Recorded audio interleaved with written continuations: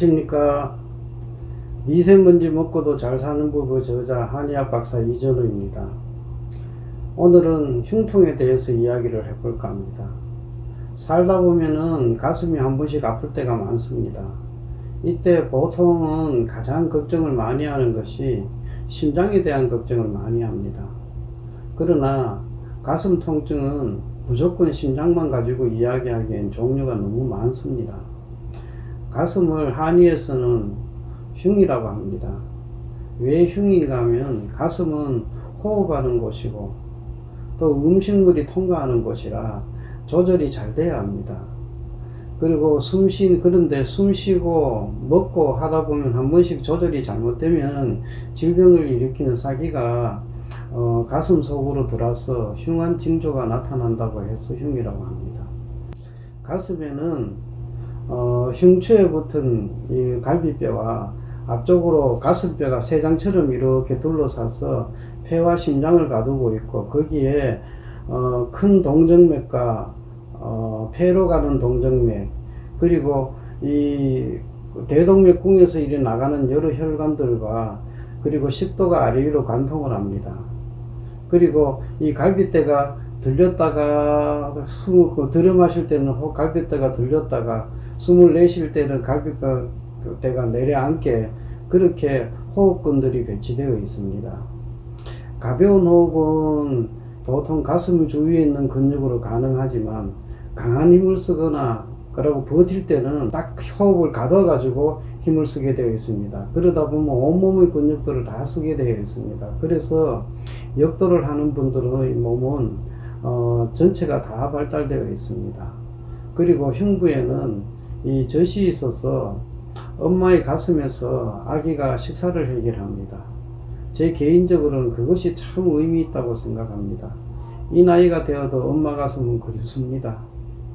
우선 가슴이 어떻게 생겼나 한번 볼까요?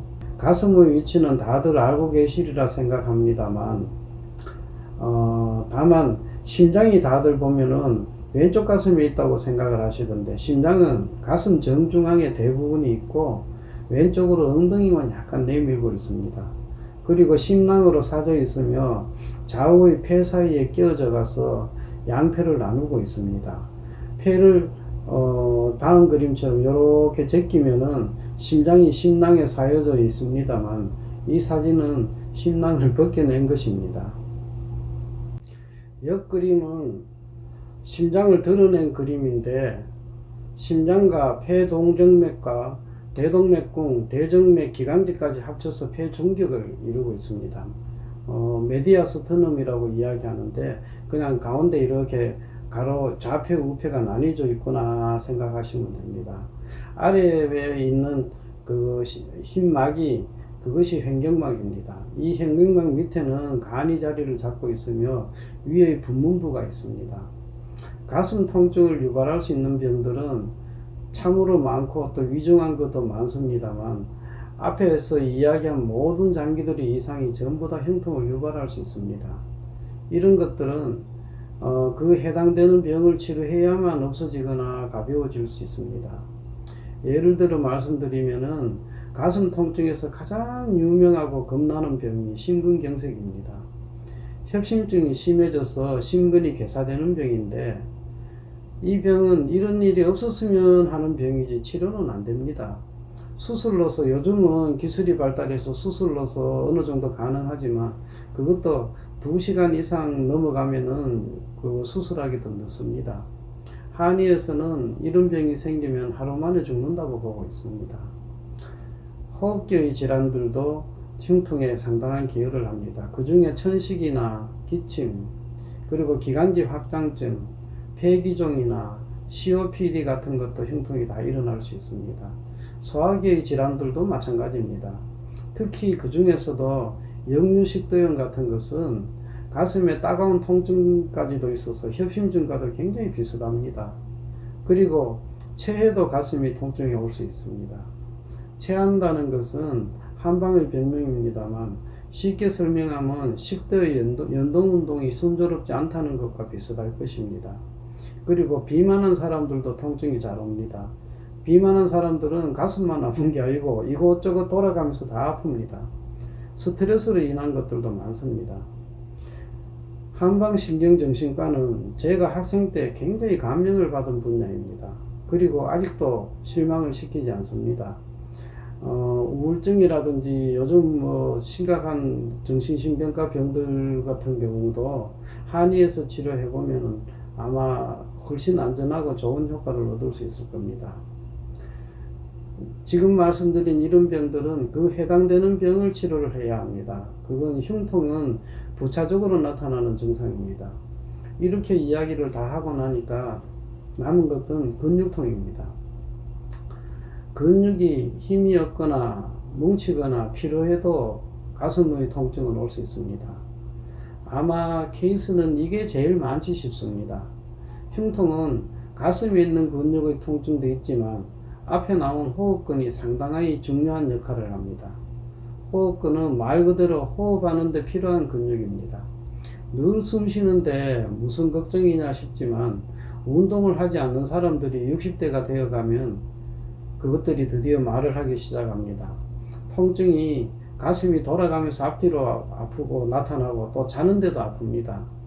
심하면은 숨 쉴 때마다 마치기도 하지만 숨 쉬는 것 자체가 힘이 듭니다. 그래서 숨쉬기를 짧고 얇게 쉬게 됩니다. 이것을 천식인 줄 아는 분들도 있는데, 그런데 그 중에서 천식 환자들이라고 이야기하는 사람들 중에서도 이 호흡근이 약해서 온 병들이 꽤 있더군요. 한의에서는 이것을 천식이라 하지 않고 단기라고 합니다. 즉 숨이 짧다는 이야기지요. 호흡근을 강화하는 것은 요가나 아니면 단전호흡처럼 심호흡으로 호흡근을 단련하는 수도 있겠지만 그런 거 필요 없이 운동을 숨차게 땀나게 그렇게 적당히 하면은 저절로 단련이 됩니다. 정확한 자세와 정확한 운동이 가장 중요한 근육통의 예방법입니다.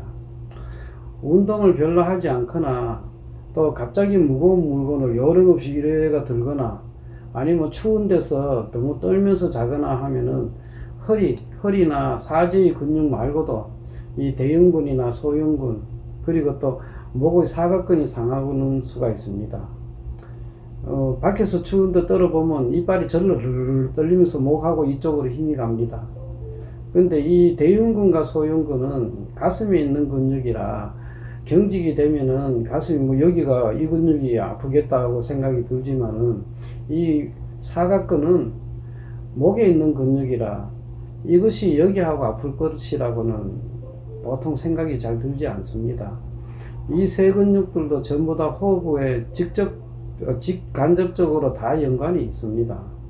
이 사각근은 경직이 되면은 목에서 나오는 신경과 그리고 혈관을 동맥이 하나 나옵니다. 그 동맥이 그 근육 사이로 나오는데 그것을 잘 누르게 됩니다.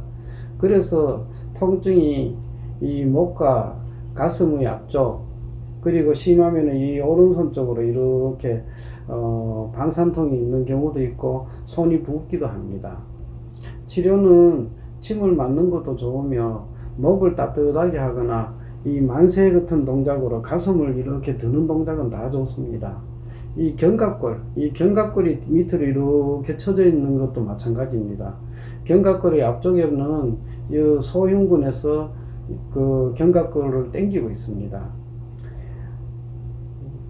그래서 견갑골이 밑으로 이렇게 쳐지면은 이 소흉근도 같이 피곤해집니다. 이런 경우에는 중평편에서 이야기했던 이 운동을 따라서 해보고 이렇게 해보고 그래 보고 좀 편해진다면은 일단은 근육의 통증이라고 보셔도 무방합니다.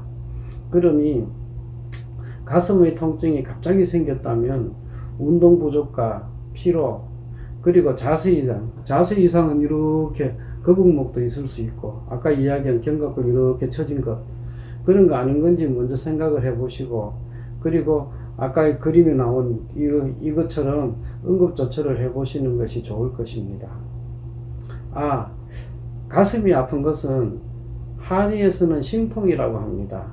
심통의 구분은 지금 나오고 있는 것처럼 이러합니다.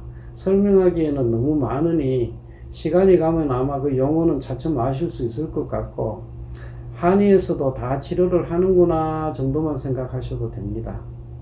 감사합니다.